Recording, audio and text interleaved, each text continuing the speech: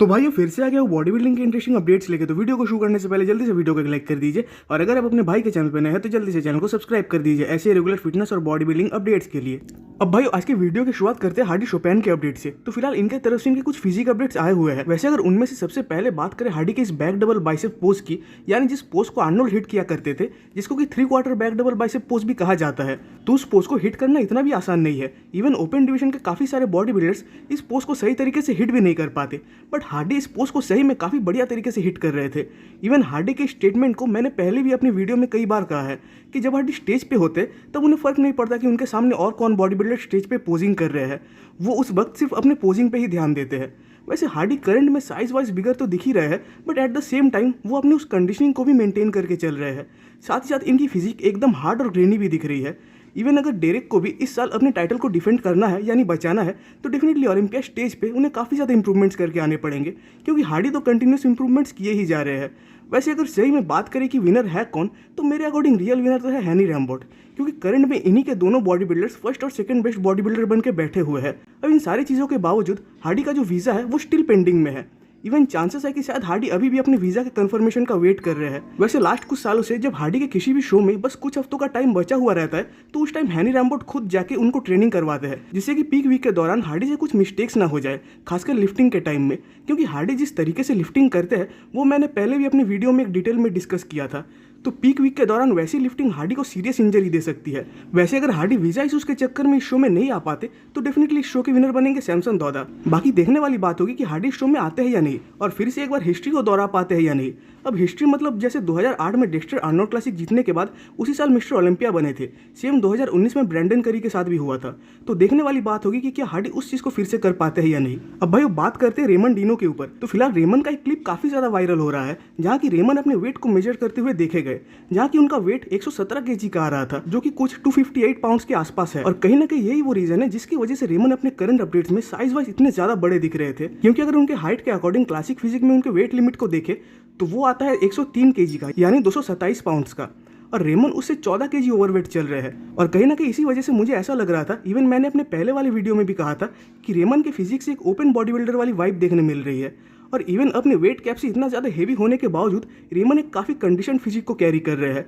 Even इनका shape structure वो भी काफ़ी बढ़िया आ रहा है। तो अब तो सोचने वाली बात यह है कि रेमन इन 5 हफ्तों में कैसे अपने वेट कैप के अंडर आएंगे। इवन लास्ट ईयर भी रेमन जब आर्नोल्ड क्लासिक ओहायो में कम्पीट करने जा रहे थे, यानी शो के कुछ दिन पहले, तो तब भी उनका बॉडी वेट कुछ 115 पाउंड्स के आसपास था।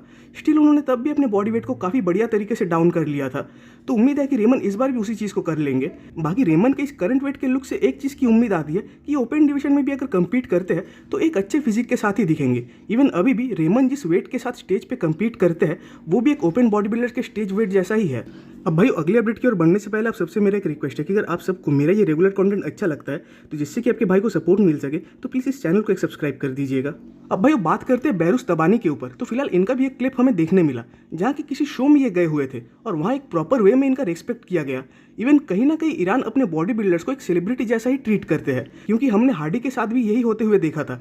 जब हार्डी ओलंपिया से वापस आए थे तो उनका कितना धूमधाम से स्वागत किया गया था, और अभी वैसा ही कुछ हमें बेहरुस तबानी के साथ भी देखने मिल रहा है। और डेफिनेटली बेहरुस इस चीज़ को डिजर्व भी करते हैं। इवन ये तो लास्ट 2 सालों से ओलंपिया में क्वालिफाइड होते हुए भी कम्पीट नहीं कर पा रहे, बस वीसा इशूज के चक्कर में, जहाँ रीजन ये दिया जा रहा है कि वहाँ यूएसए सिक्योरिटीज का कुछ मैटर आ रहा है। और उसके बावजूद रोमानिया प्रो में हम सब ने इनके पोटेंशियल को देखा कि कैसे ये स्टेज पे सैमसन दौदा जैसे बॉडी बिल्डर को टक्कर दे रहे थे।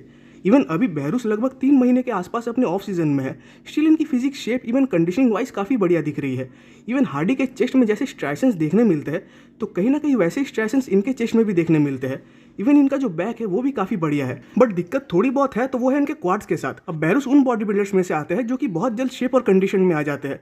तो क्योंकि ये आर्नोल्ड क्लासिक ब्राजील के रेनिंग चैंपियन है, तो हो सकता है कि ये शो में अपने टाइटल को डिफेंड करने आ जाए। अब भाई वो बात करते हैं जस्टिन रॉड्रिगस के ऊपर। तो फिलहाल इनके भी कुछ फिजिक अपडेट्स आए हुए हैं, जहाँ की इनके एक अपडेट में न्यूयॉर्क प्रो लिखा हुआ था। तो कहीं ना कहीं वो इस चीज़ को इंडिकेट करता है कि शायद ये न्यूयॉर्क प्रो में कम्पीट करने आ जाए। वैसे बात करें इनके फिजिक की, तो इनके फिजिक में ट्राइसेप्स को छोड़कर और भी एक फ्लॉ है, जो कि आज से नहीं बल्कि काफ़ी लंबे टाइम से है। कि इनके जो क्वाड्स है उनमें साइज और सेपरेशन बढ़िया नहीं आता। और वैसे तो इनके पास अभी और 5 हफ्तों का टाइम है अर्नोल्ड क्लासिक ओहायो के लिए, और जस्टिन उन बॉडी बिल्डर्स में से आते हैं जिनका फिजिक लास्ट कुछ हफ्तों में ही ज्यादा प्रोग्रेस करता है। इवन इनका फ्रंट डबल बाइसेप लुक भी काफी बढ़िया आ रहा है। साथ ही साथ ये अपने पूरे अर्नोल्ड क्लासिक प्रेप में काफी बढ़िया फिजिक को कैरी कर रहे थे। इवन 2022 बोस्टन प्रो में इन्होंने सैमसन दादा को भी बीट किया था, बट तब से अभी तक सैमसन ने काफी इंप्रूवमेंट्स कर लिया है। तो उम्मीद है कि जस्टिन भी अब वैसे ही कुछ इंप्रूवमेंट्स करते हुए दिख जाए। अब भाई बात करते हैं एंटोन वेलिएंट के ऊपर। वैसे फिलहाल तो पता नहीं कि एंटोन और कितने टाइम तक कंपीट करने वाले हैं, क्योंकि लास्ट कुछ सालों में इनके साथ 2 बाइसेप इंजरीज हो गई है, यानी 2 बाइसेप टीयर्स हो चुके हैं। इवन अगर मैं गलत नहीं हूं तो शायद इनके साथ हार्ट रिलेटेड भी कुछ प्रॉब्लम्स है, बट स्टिल एक बार अपने कमबैक के लिए एंटोन तैयारी में लगे हुए हैं। इवन इनके क्वाड्स खासकर साइड क्वाड्स काफी बढ़िया भी दिख रहे हैं। इवन कंडीशनिंग तो कभी इनका वीक पार्ट रहा ही नहीं। साथ ही ये ओलंपिया 2022 में भी काफी बढ़िया फिजिक लाए थे, बट इनके साथ दिक्कत है तो बस इनके अपर फिजिक की, क्योंकि इनके लेग्स इनके अपर फिजिक को डोमिनेट करता है। इवन इनका जो अपर फ्रेम है वो भी उतना बड़ा नहीं है, और एंटोन ने इन चीजों को बेटर करने के लिए ही 2022 का ईयर ऑफ लिया था। तो देखने वाली बात होगी कि अर्नोल्ड क्लासिक में कैसे दिखते हैं। अब भाई बात करते हैं विलियम मार्टिन्स की, तो ये फिर से अपने प्रेप मोड को शुरू कर चुके हैं, जिससे कि अपने इंप्रूवमेंट्स को कर पाए। वैसे इस ऑफ सीजन में ये 340 पाउंड्स के भी पार चल गए थे, और उसके बावजूद इन्होंने बस एक ही शो में कम्पीट किया, जिसका कि मुझे तो कुछ मतलब समझ नहीं आया, और वो शो था लीजेंड शो।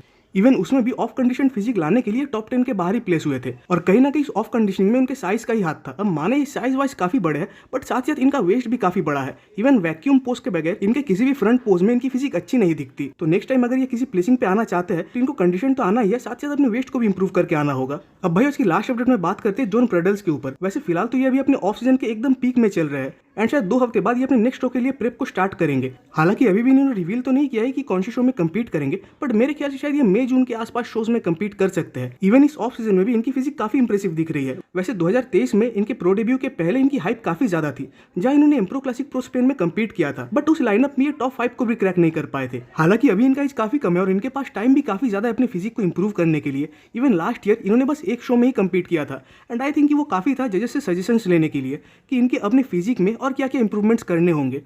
बाकी मेरे अकॉर्डिंग इनको साइज और कंडीशनिंग दोनों चीज को ही इंप्रूव करना है। तो उम्मीद है कि ये नेक्स्ट टाइम एक इंप्रूव फिजिक के साथ दिखे।